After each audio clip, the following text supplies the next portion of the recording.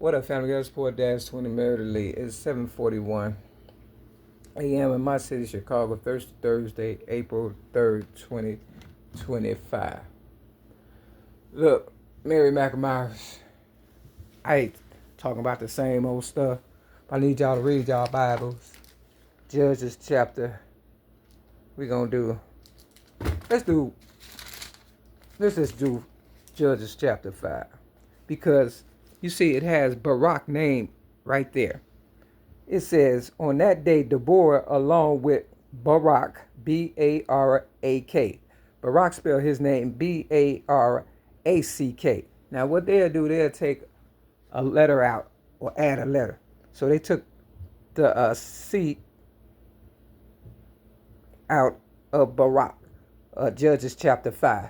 Now, I'm talking about smoking. Now, Barack Obama, the 44th president, used to smoke cigarettes. I don't know if he still smokes cigarettes. I know his daughter, the oldest one, allegedly was smoking cigarettes or whatever because she probably looked at her father like I did. I looked at my foster father who used to smoke. You understand what I'm saying? And I wanted to, be cool and smoke. So, of course, his daughter did the same thing.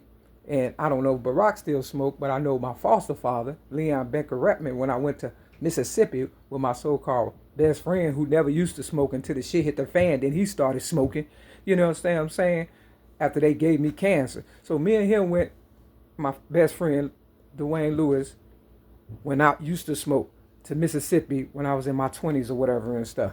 We drove from Chicago to Mississippi in a 1980 Buick Regal T-top, car. You understand what I'm saying? From Chicago to Lexington, Mississippi to visit my foster mother. And I had got some pictures and things of that nature. And I noticed that my foster father, whom I wanted to be like, because he was cool, I thought. You understand what I'm saying?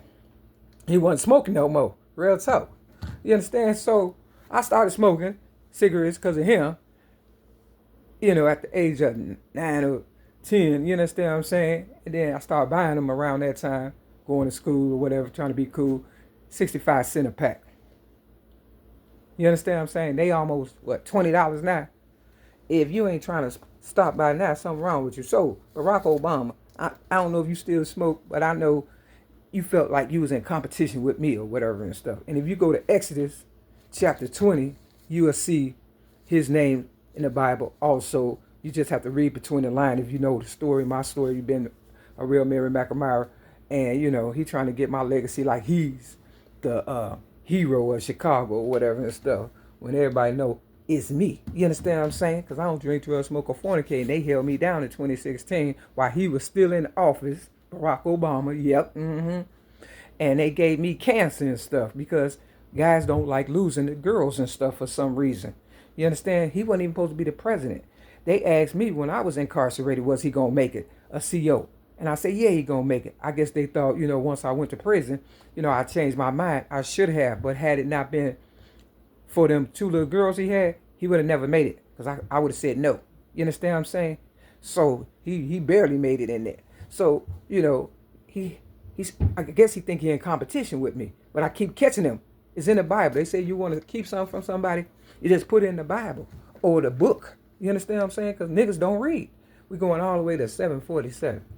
Long story short, my ex-girlfriend, LaWanda Joy Jacobs, was a Jehovah's Witness, and she worked for Blue Cross Blue Shields. I cared about her. I didn't care about how much money she had, none of that, or whatever. I just looked at a video. This young girl wanted to see who all cared about her. She was wealthy, a business lady. So she played dead at the funeral. Everybody that was in her circle wanted her money, was laughing that she was, dead, woo out the bam. But her parents was the only one that was remorseful. And she couldn't take it no longer. And she rose up out of her casket and hugged her family. The family is what's going to, end up being, worth the most in the end. And that's what I try to bring together. Family. Because motherfuckers don't care about you. But I really cared about the one, and I still care. I stopped smoking cigarettes because she said it affected her. And then she said she had fibroid problems and stuff, so I threw myself under the bus so she can get some help. And then she turned around and threw me under the bus. Now, so much for helping friends, right? You understand what I'm saying? And that's why I got cancer and stuff. You understand what I'm saying? Because everybody ain't gonna be loyal. You understand what they say? These bitches ain't loyal. You understand what I'm saying? Real talk. And we was together for over 15 years and shit. So, I guess they thought, once she and I broke up and my mama died, I was gonna start back smoking, drinking, and doing the most. Even after cancer they gave me in 2016. Nope. I continued to stop and stay stopped because I love me today. Real talk. And that's what it all boils down. Niggas don't love themselves. It's 747. That's why they smoke in my building, 6210 South Kenbark Avenue, Chicago, North 60637, in the hallway where it says no smoking.